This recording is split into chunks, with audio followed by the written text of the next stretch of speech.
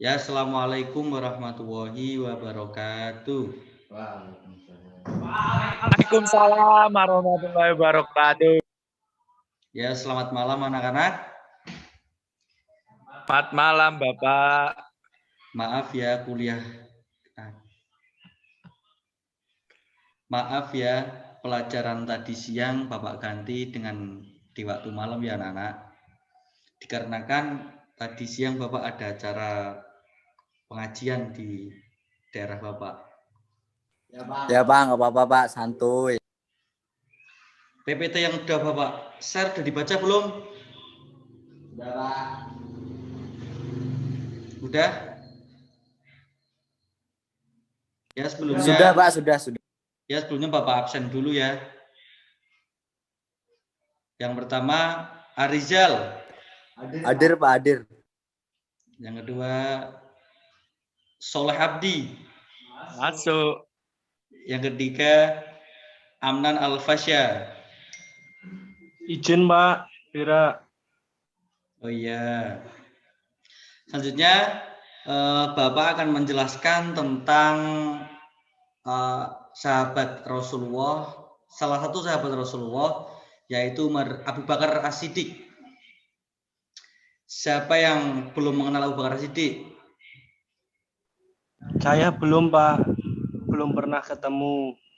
Oh iya, pinter jawabannya orang ateis ya. Selanjutnya akan Bapak jelaskan yang pertama yaitu Abu Bakar As-Siddiq. Abu Bakar As-Siddiq adalah salah satu sahabat Rasulullah yang juga beliau menjadi khalifah.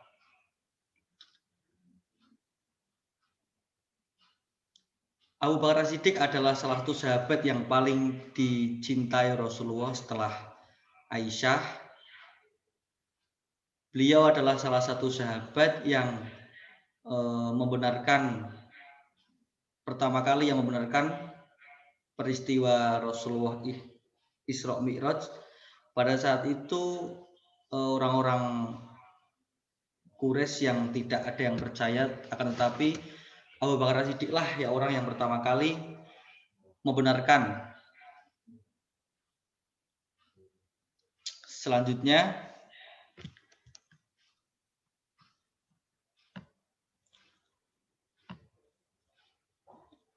masa kecil Abu Bakar As-Siddiq, beliau selalu menyambung tali silaturahmi, selalu berkata benar, banyak membantu orang lain, dan menghormati tamu. Maaf, Pak, mau bertanya. Ya, bertanya gimana, Amnan? Bapak ini menjelaskan tentang Abu Bakar As-Siddiq kok gambarnya wibu, Pak. Ya itu sebagai gambaran aja.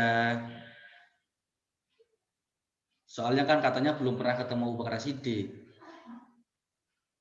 Wah, jadi nanti anak-anak kecil yang belum pernah ketemu Abu Bakar As-Siddiq merasa dibohongi, Pak. Itu kan bukan wajah Abu Bakar As-Siddiq. Iya, Amnan. Ntar ya, Bapak mau jelasin dulu.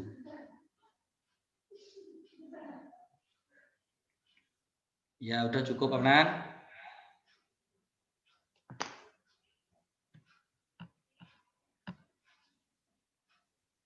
Yang selanjutnya yaitu Abu Bakar As-Siddiq adalah salah satu sahabat Nabi Muhammad SAW yang pertama kali masuk Islam atau dijuluki dengan As-Sabiqunal Awwalun.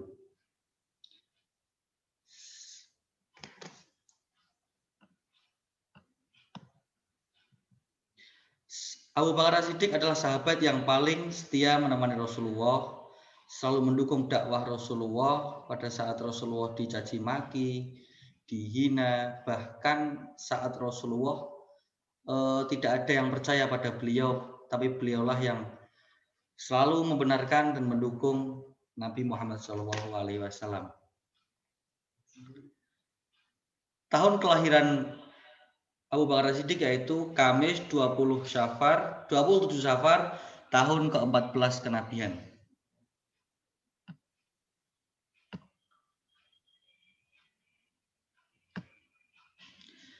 Selanjutnya yaitu Abu Bakar adalah seorang yang pemberani, tegas dan bijaksana.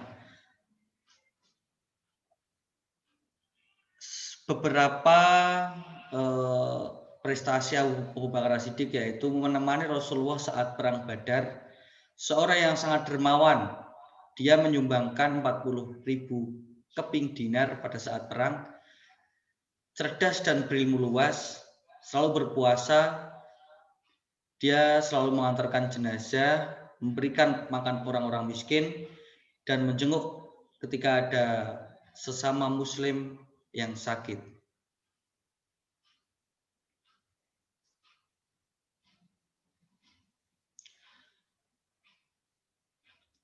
Selanjutnya yaitu Abu Bakar As-Siddiq adalah salah satu sahabat yang selalu ditunjuk oleh Rasulullah sebagai imam pengganti ketika Rasulullah berhalangan, imam sholat ketika Rasulullah berhalangan.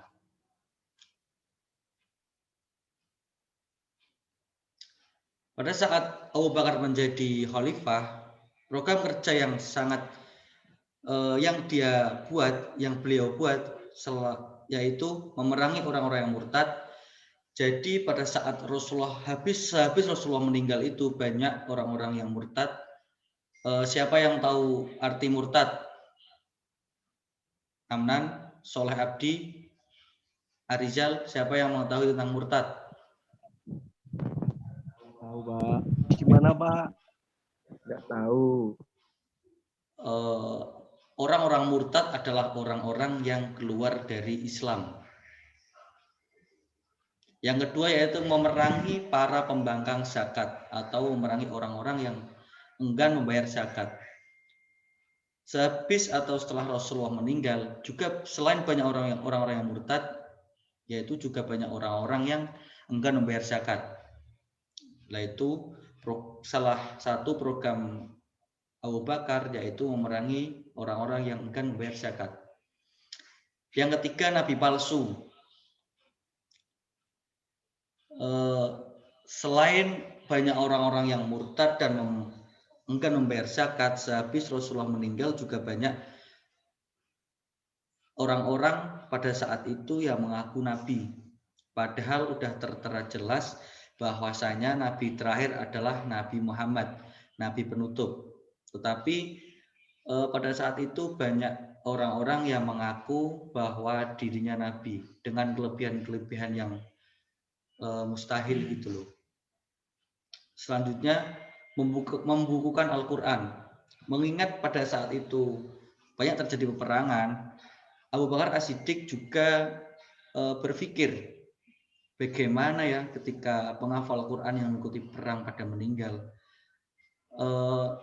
Jalan pintas itu Abu Bakar lalu mempunyai pikiran bahwasanya Al-Quran harus dibukukan biar ketika orang-orang yang penghafal Al-Quran ikut perang lalu meninggal dan Al-Quran tidak hilang karena sudah dibukukan. Pada saat itu Al-Quran juga cuma ditulis ada yang di pelepah kurma dan lain sebagainya. Lalu Abu Bakar selama dia memimpin, dia mengusulkan bahwa Al-Quran harus dibukukan agar tidak hilang. Selanjutnya yaitu Abu Bakar di akhir hidupnya, Abu Bakar juga pernah sakit demam selama 15 hari, memikirkan Islam dan kaum muslimin, mencari pengganti pemimpin kaum muslimin dan memanggil beberapa sahabat, dan akhirnya beliau memutuskan Umar bin Khattab yang menjadi penggantinya. Pada saat itu sebelum Abu Bakar meninggal, beliau ingin mencari pengganti pemimpin kaum muslimin karena beliau memikirkan dia memikirkan bagaimana nasib ketika Islam itu gak ada yang mimpin. Lalu beliau memanggil para sahabat untuk mencari pengganti Abu Bakar As-Siddiq karena beliau merasa sudah tidak mampu atau sakit demam selama 15 hari. Dan akhirnya pada saat itu Abu Bakar memutuskan bahwa Umar bin Khattab yang menjadi penggantinya. Beliau juga ingin meninggal pada saat atau sama dengan hari di mana Rasulullah meninggal. Saking dekatnya hubungan Rasulullah dengan Abu Bakar sampai ingin meninggal harinya itu sama dengan Rasulullah. Nah, itulah kehebatan Abu Bakar As-Siddiq, prestasi Abu Bakar As-Siddiq. Selain salah satu sahabat yang dicintai Rasulullah, dia juga banyak berprestasi dalam Islam selama dia memimpin jadi khalifah. Ya, terima kasih. Mungkin itu penjelasan dari Bapak. Mungkin ada pertanyaan dari anak-anak. Silahkan yang mau bertanya. Pak mau tanya, Pak. Iya, Soleh Abdi, silahkan. Tanya tentang nama asli dari Abu Bakar itu sebenarnya siapa, Pak? Karena kan Abu Bakar kan bapaknya Bakar gitu, Pak. Gimana? Karena Abu Bakar kan kalau diartikan bahasa Indonesia kan bapaknya Bakar. Jadi nama Abu Bakar.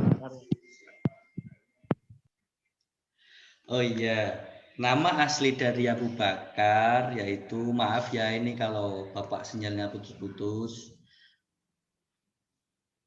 Ya, dengar gak?